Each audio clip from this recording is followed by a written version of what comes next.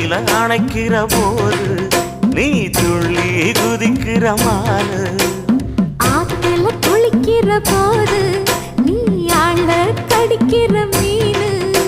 உன் இடுப்பு சேல நழுவ நான் எடுத்து எடுத்து தழுவ. ஏ தன்னானே தாமரப்பு மாமா தள்ளாடும் தண்ணி இல்ல.